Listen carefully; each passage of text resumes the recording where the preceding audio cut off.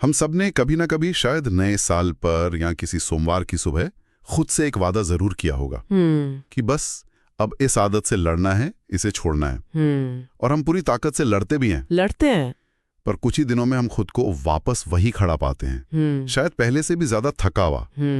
तो सवाल ये है कि हमारी विल पावर में कमी है या लड़ने का तरीका ही गलत है। और आज की हमारी बातचीत इसी सवाल की जड़ तक जाएगी। हमारे पास ओशो की कुछ बहुत गहरी बातें हैं जो कहती हैं कि शायद समस्या हमारी लड़ाई में ही छिपी है। लड़ाई में ही? हाँ, कि हम वासना यानी अपनी इच्छाओं से लड़कर उन्हें खत्म नहीं करते, बल्कि सिर्फ उनका रूप बदल देते हैं। एक बीमारी को ठीक करने के चक्कर में हम अनजाने में एक दूसरी ज्यादा चालाक बीमारी को पकड़ लेते हैं। Okay, let's unpack this. ये तो सुनने में बड़ा काउंटर इंट्यूटिव लग रहा है। मतलब लड़ना नहीं है तो करना क्या है? कहाँ से शुरू करें इसे समझना? शुरुआत होती है ये समझने से कि वासना पैदा ही कहाँ से होती है। अच्छा। ओशो का एक सूत्र है, जब भी हम जगत को बांटेंगे तो वासना का जन्म होगा। जगत को बांटेंगे? हाँ, अ डिविजन। जैसे हम दुनिया को दो हिस्सों में तोड़ते हैं, अच्छा और बुरा, पुण्य और पाप, संसार और मोक्ष, शैतान और ईश्वर, उसी पल वासना का जन्म हो जाता है। मतलब जैसे ही हमने एक लाइन खींची कि ये अच्छा है और ये बुरा, तो एक चॉइस पैदा होगी। एग्जैक्टली। कि बुरे से बचना है और अच्छे को पकड़ना है। और यही चुनाव, यही चॉइस वासना है। ईश्वर को पाना है, ये भी वासना है। शैतान से बचना है, ये भी वासना है। हाँ। एक पॉजिटिव है, एक नेगेटिव, पर दोनों का फ्यूल एक ही है, चुनाव। इसीलिए ओशो कहते हैं, जहां चुनाव है वहां वासना से छुटकारा असंभव है। ये तो don't think of a pink elephant वाली बात हो गई। हाँ, बिल्कुल। आप जैसे ही खुद को कहते हैं कि मुझे गुलाबी हाथी के बारे में नहीं सोचना है, सबसे पहले आप उसी के बारे में सोचते हैं। तो वासना को छोड़ने की कोशिश भी एक तरह से उसे और जिंदा रखने का तरीका है। बिल्कुल। इसीलिए लाओ त्से, जिनका ओशो जिक्र करते हैं, कहते हैं कि वासना को छोड़ना नहीं पड़ता, बल्कि एक ऐसी समझ पैदा होती है, अ सर्टेन अंडरस्टैंडिंग, कि उसका उठना ही नामुमकिन हो जाता है। क्योंकि छोड़ने की कोशिश में भी हम एक नई, ज्यादा पवित्र दिखने वाली वासना को पकड़ लेते हैं। जैसे मोक्ष पाने की वासना। हाँ, यह संत बनने की वासना। एक छूटती है, दूसरी पकड़ लेती है, और हम इस चक्कर में घूमते रहते हैं। तो ये जो लड़ाई का धोखा है, ये असल में काम कैसे करता है? हमारे पास इसे समझाने के लिए एक सन्यासी का उदाहरण है ना? हाँ, वो सन्यासी जो संसार को बुरा और माया मानकर उसे छोड़कर जंगल भाग जाता है, वो असल में संसार से मुक्त नहीं हुआ है। उसका सन्यास भी एक रोग है। रोग है? हाँ, क्योंकि वो संसार के विपरीत, उसके अगेंस्ट खड़ा है। और जो किसी भी चीज के विपरीत खड़ा होता है, वो उसी से अपनी पूरी ऊर्जा लेता है। अच्छा। उसका पूरा अस्तित्व उसी चीज पर निर्भर हो जाता है जिससे वो लड़ रहा है। मतलब वो दिन रात संसार के बारे में ही सोच रहा है। एग्जैक्टली। बस इस तरह से कि मुझे इससे दूर रहना है। तो उसका जंगल भी एक नए ढंग का संसार बन गया। वाह। शक्ल बदल गई, व्यवस्था बदल गई, लेकिन जो मूल रोग है, जो भीतर का बंटवारा है, वो अपनी जगह बना हुआ है। ये बात मुल्ला नसरुद्दीन के एक बड़े मजेदार किस्से से और साफ हो जाती है। मुल्ला नसरुद्दीन को एक अजीब सी घबराहट की बीमारी थी। उन्हें छोटी छोटी चीजों से डर लगता था, खासकर टेलीफोन से। अच्छा। टेलीफोन की घंटी बजने की आशंका से ही वो कांपने लगते थे। सिर्फ आशंका से? कि कहीं घंटी बज ना जाए, कहीं किसी से बात ना करनी पड़े। हाँ। और अगर बज गई तब तो वो जैसे पत्थर बन जाते थे, हिल भी नहीं पाते थे। बड़ी अजीब बीमारी थी। तो कई सालों तक उनका इलाज चला। एक दिन उनका एक पुराना दोस्त मिला और पूछा, क्यों नसरुद्दीन, अब क्या हाल है? सालों हो गए तुम्हें इलाज करवाते हुए, अब तो ठीक हो गए होगे? तो नसरुद्दीन ने बड़ी शान से कहा, हाँ, अब बिल्कुल ठीक हूँ। हाँ, इतना ठीक हूँ कि घंटी ना भी बजे तो भी दिन में 20 दफा फोन उठा के जवाब देता हूँ। ये कमाल है। It's the perfect example. बिल्कुल। एक बीमारी से दूसरी बिल्कुल विपरीत बीमारी में चले जाना। पहले घंटी बजने के डर से फोन नहीं उठाते थे, और अब घंटी नहीं भी बजती तो भी फोन उठाकर जवाब दे देते हैं। एक एक्सट्रीम से दूसरे एक्सट्रीम पर चले गए। ये किस्सा सुनकर हंसी भी आती है और थोड़ा डर भी लगता है। कहीं हम सब भी तो अपनी आदतों के साथ यही नहीं कर रहे? बिल्कुल। एक लत छोड़ने के लिए दूसरी पकड़ लेते हैं, पर जो मूल बेचैनी है, द रूट कॉज, वो तो वहीं की वहीं है। पर सवाल यह है कि हम ऐसा करते ही क्यों हैं? What is this deep-seated need to be in conflict? Osho के अनुसार इसकी सीधी सीधी जड़ हमारे अहंकार यानी ईगो में है। अहंकार में? हाँ, हमारा अहंकार बिना लड़े, बिना संघर्ष के खड़ा ही नहीं हो सकता। लड़ाई उसे फ्यूल देती है, ईंधन देती है। ओशो का एक बहुत पावरफुल वाक्य है, जितना हम लड़ते हैं उतना हमें पता चलता है कि हम हैं। हाँ, संघर्ष से हमें अपने होने का, अपने मैं का एहसास होता है।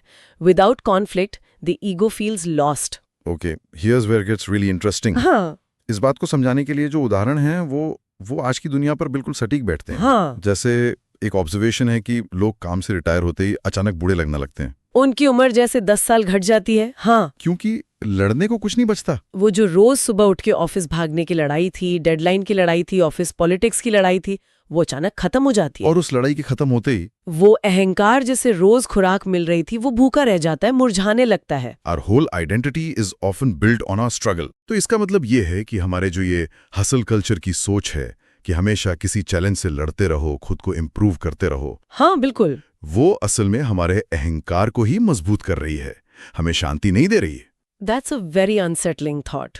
ये और भी गहरा हो जाता है। एक मनोवैज्ञानिक आंकड़ा है जो कहता है कि कुंवारे लोग विवाहित लोगों से औसतन कम जीते हैं।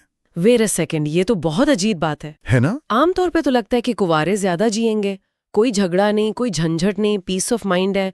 तो क्या एक तनाव भरा रिश्ता अकेले रहने की शांति से बेहतर है, सिर्फ इसलिए कि वो अहंकार को बिजी रखता है? ओशो का विश्लेषण तो यही कहता है। वो जो घर का रोज का छोटा मोटा झगड़ा झंझट है, वो नोक-झोंक, वो अहंकार को जिंदा रखती है, उसे ताजा बनाए रखती है। उस रोज के संघर्ष में मैं का भाव मजबूत होता रहता है। मैंने सही कहा, तुम गलत हो। अच्छा, इस मैं को साबित करने की लड़ाई ही अहंकार का भोजन है। और ये सिर्फ पर्सनल लेवल पर नहीं है, ये समाज और देशों के स्तर पर भी काम करता है। बिल्कुल। जब दो देशों के बीच युद्ध होता है तो अचानक पूरे देश में एक जान आ जाती है। हर आदमी की चाल में तेजी आ जाती है, आंखों में एक चमक। हाँ, लोग मर रहे होते हैं लेकिन देश में एक अजीब सी ऊर्जा दौड़ जाती है। अडोल्फ हिटलर ने अपनी किताब माइन काम्फ में लिखा था कि अगर किसी देश को जवान और एनर्जेटिक रखना हो तो युद्ध की आशंका को हमेशा बनाए रखना चाहिए। The constant threat of war, कि युद्ध होने वाला है। असली युद्ध ना भी हो तो भी यह हवा चलती रहनी चाहिए, जिसे हम कोल्ड वॉर कहते हैं। वो इसी मनोविज्ञान का सबसे बड़ा उदाहरण है। सही बात है। एक दुश्मन सामने खड़ा हो तो हम एकजुट और जिंदा महसूस करते हैं। और अगर जीवन में कोई असली लड़ाई ना हो तो हम नकली लड़ाइयां खड़ी कर लेते हैं। जैसे हम ताश या शतरंज बिछाकर बढ़ जाते हैं। दिन भर काम करके थके हारे घर लौटे हैं, लेकिन जैसे ही शतरंज की बिसात बिछती है, सारी थकान गायब हो जाती है। हाँ, एक नई शक्ति आ जाती है। ये शक्ति कहाँ से आती है? ये शक्ति अहंकार के संघर्ष से आती है। उस छोटी सी सिंबॉलिक लड़ाई में जीतने हारने में अहंकार को मजा आने लगता है। उसे अपने होने का प्रमाण मिलता है, a validation that I exist. तो अगर हम इस सारी बात को वापस उस सन्यासी से जोड़ें, तो जो सन्यासी काम क्रोध लोभ से लड़ रहा है, उसके चेहरे पर जो एक रौनक या तेज दिखाई देता है, वो किसी तपस्या या शांति की वजह से नहीं है। नहीं, वो इस वजह से है क्योंकि वो एक बहुत बड़ी लड़ाई लड़ रहा है और इस लड़ाई से उसके अहंकार को जबरदस्त तृप्ति मिल रही है। बिल्कुल। और ओशो कहते हैं कि ये रौनक, ये ताजगी जहरीली है, विषाक्त है। विषाक्त? हाँ, क्योंकि ये अहंकार को पोषित कर रही है, उसे मिटा नहीं रही। और जहां अहंकार है वहां सच्ची शांति कभी नहीं हो सकती। It's a spiritual ego which is the most dangerous kind. ठीक है, तो ये पूरी तरह साफ है कि लड़ाई एक जाल है। हम जितना लड़ते हैं उतना ही ईगो के जाल में फंसते जाते हैं। तो फिर रास्ता क्या है? अगर लड़ना नहीं है तो व्हाट इज द ऑल्टरनेटिव? यहाँ लाओ त्से का दृष्टिकोण सामने आता है। ओके। लाओ त्से कहते हैं कि ये बंटवारा, ये डिवीजन ही झूठा है। ये सारा अस्तित्व ताओ का प्रवाह है, एक कॉस्मिक फ्लो। यहाँ माया और ब्रह्म अलग अलग नहीं है, संसार और परमात्मा दो नहीं है। जो भी दिख रहा है, अच्छा बुरा सुख दुख, वो सब उसी एक का प्रवाह है। यहाँ पर एक बहुत सूक्ष्म, बहुत ब्यूटीफुल डिस्टिंक्शन किया गया है। हम अक्सर कहते हैं कण कण में परमात्मा है। हाँ, पर ये कहना भी एक तरह का बंटवारा ही है। कैसे? इसमें कण अलग हो जाता है और परमात्मा अलग। जैसे किसी डिब्बे में कोई चीज रखी हो, कण इज द कंटेनर एंड परमात्मा इज द कंटेंट। जबकि लाओ त्से की दृष्टि में कण कण ही परमात्मा है। एग्जैक्टली। परमात्मा के अतिरिक्त कुछ है ही नहीं। There is nothing else but the divine. कण और परमात्मा दो नहीं है, कण ही उसका प्रकट रूप है। ये छोटा सा लिंग्विस्टिक शिफ्ट पूरी सोच को बदल देता है। हाँ बिल्कुल। पर इसे स्वीकार करने में हमें सबसे ज्यादा कठिनाई होती है। क्यों? क्योंकि अगर सब कुछ परमात्मा ही है, अगर शैतान भी उसी का एक रूप है और संत भी, तो हम लड़ेंगे किससे?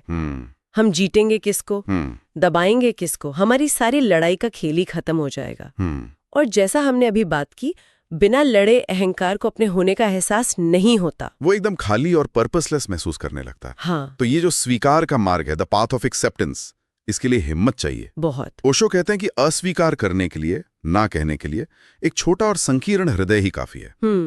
जो आदमी जितने छोटे हृदय का होता है उतना अस्वीकार करता रहता है। ये भी ठीक नहीं, वो भी ठीक नहीं, ये भी गलत, वो भी गलत, वो हर चीज को इनकार करता रहता है। लेकिन पूरे अस्तित्व को जैसा वो है उसे हाँ कह पाना, उसके लिए एक विशाल हृदय चाहिए, to say a total yes to existence. और ओशो के अनुसार जब कोई इस हाँ की स्थिति में आता है, तभी उसे परमात्मा की प्रतीति, a glimpse of the divine, मिलनी शुरू होती है। वो कहीं छिपा हुआ नहीं है। नहीं, वो यहीं प्रकट है, हर रूप में, हर घटना में। इसका मतलब ये हुआ कि जिसे हम बुरा कहते हैं वो सिर्फ हमारी व्याख्या है, हमारा इंटरप्रिटेशन है। हाँ, और जिसे हम भला कहते हैं वो भी हमारी ही व्याख्या है। अस्तित्व बस है, इट सिंपली इज। परमात्मा हमारी परिभाषाओं से बंधा नहीं है, वो हमारी जजमेंट से परे है। तो आज की इस पूरी बातचीत का सार यही है कि संघर्ष और बंटवारा ये अहंकार को जन्म देते हैं और वासनाओं को मजबूत करते हैं। एक वासना को छोड़ने की कोशिश में हम दूसरी को पकड़ लेते हैं और ये साइकिल चलती रहती है। The path to peace is not through fighting but through a profound acceptance of everything as it is, पूरे अस्तित्व के प्रति हाँ के भाव में। अब एक विचार के साथ आपको छोड़ते हैं। अगर जीवन में लड़ने को कुछ भी ना बचे, अगर अच्छा बुरा सही गलत सब स्वीकार हो जाए, तो क्या आप बचेंगे या सिर्फ अस्तित्व बचेगा?